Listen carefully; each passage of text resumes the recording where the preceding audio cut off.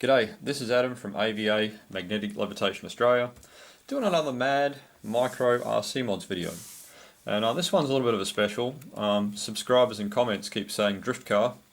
I haven't been able to build a small one yet, although it is actually on the cards. It won't be a cocaine car, it'll be the next size up. But in the meantime, I thought let's see if we can go and find a cheap, affordable drift car that we can modify. So I went to RC Garage. Strangely enough, they actually just gotten these in for a second time, and they're only 30 bucks. $30 Australian for this four-wheel drive drift car. Now, it's only a cheap sort of drift car RC thing. It's more of an RC toy, if you were to class it. It's not a hobby grade. It doesn't have full proportional steering, although it still works. It's full four-wheel drive. Comes with a controller, different set of tyres, which are sort of more of a rubber compound. The car doesn't really have the power though to utilise them very well. The only sort of downsides to it, I'd say, is the fact that it uses 3 AAA batteries, and you get about probably 6 to 8 minutes running time before you notice you don't have enough power to drift. The controller takes 2 AA batteries. I tend to use rechargeables. If you leave the batteries in the controller overnight, it will flatten them. For some reason it has no switch, on-off switch on the controller, just a frequency adjustment switch, so you can have up to 3 different people all drifting together, although all the cars will look the same, so it may be a little confusing. If I was to rate this one with a good, bad and ugly, or unbelievably good, it just makes good, which is not bad at all really, considering the price of it.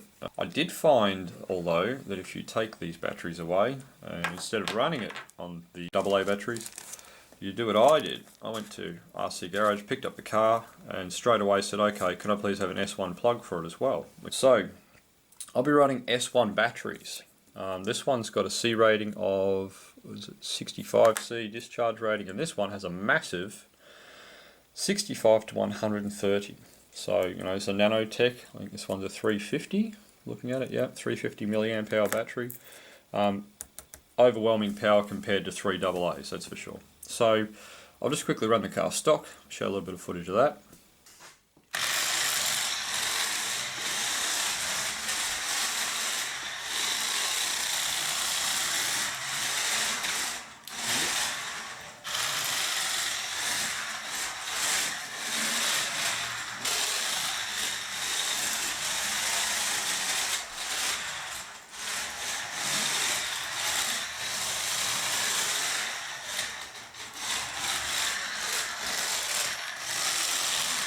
As you can see, it's a bit of fun. You really want to run it stock on a really slippery surface.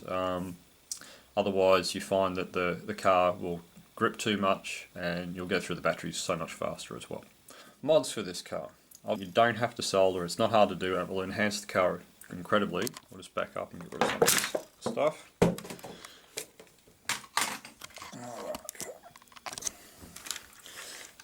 When you get the car, to open it up, you just basically pull the bumper.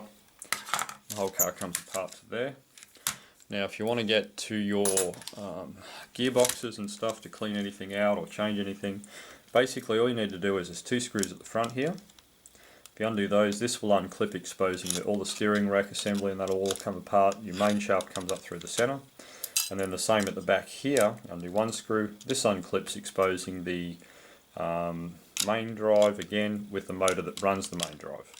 No need to take that apart at the moment. There's not really a lot to see, to be honest, and a child could pull this apart and put it back together. It's that simple. So there's one advantage to it. Now the model, the fix for this thing, when you buy them, it actually has like a pigtail aerial. I'll just try and find one of my boxes still. When you get the car, it's actually got this for an aerial. It's like a spring, which is mounted basically right there. The only problem is that this isn't a gigahertz system. This is an old style frequency, what do they call it, hertz frequency system. Problem with that is they aren't really good with interference patterns and stuff at low output levels and such, which this is. So the problem I found was that when I ran the thing close to a brick wall, I get too much interference in the car and I get false signals and stuff like that, or dropouts. So all I really did is, at first, I got one of these and I just basically unscrewed it from the car and I stretched out a whole section of the spring straight to about the same length as this, about, I don't know, 2.5–3 inches long or whatever. and it worked much better. But I didn't like the look of it because it was all kinky and twisted, so what I did is I got an aerial off a Coke car, I put that on, and I got the car, and I just drilled a tiny little hole in the roof with a Stanley knife, and that's it. Reception 2 to 3 times better just by putting an upright single aerial over the coil spring aerial, which is, you know, for the way Hertz Systems output frequency, or sorry, receive frequency in that, having a spring like that as an aerial is a pretty useless and stupid idea in my opinion. So do that. That's an easy mod. Straight away you'll enhance the car. Okay, for installation of the S1 battery connector plug, what you need to do is, I've marked in white the 2 places down here and up here where you need to connect the connector on. This is your positive connector, so your red wire should be jammed in here somewhere. As you can see, I've already made a dimple in the foil, or the tin cap they use in there for the battery, and I jam the wire down in there, the red wire, positive, and then down on this side where the spring is, you basically get your black wire and you twist it through the spring and twist it up. You can solder this on, make it permanent if you want. I'm just doing this for a bit of a laugh, and I may actually give it away to someone in the end, so I may have to give it back to them as it is. Basically, that's all you need to do. I'll quickly show the procedure now, show the wire up, and then we'll go drive it with the S1 bricks in it and see what we get. Okay, so anyone that wants to try running one of these on S1, and when I say S1 I mean single cell, something this big and heavy, you can put almost anything S1 in it within reason. If you put anything too big, the weight of it will start to affect the car. Anything too small, you may, you know, ask too much of the battery, or your run times will be like 2 or 3 minutes.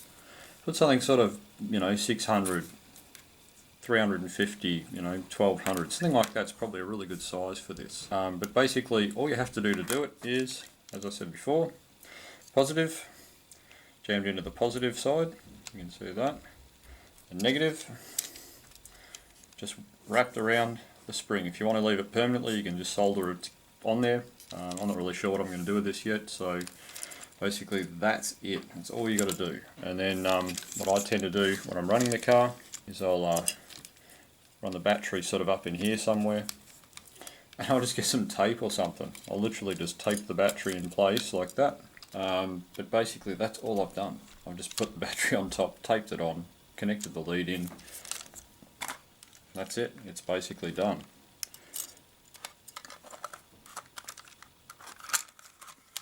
The car's generally pretty easy to get together. There we go. Ta-da! So all you have to do when you want to drive it, and mind you, you know, you get about 15 minutes or 18 minutes out of it depending on which battery you use. Very lot. So yeah, S1 makes them a little bit nuts, which is what you want. This way you can actually put it on carpet and do a bit of high speed drifting.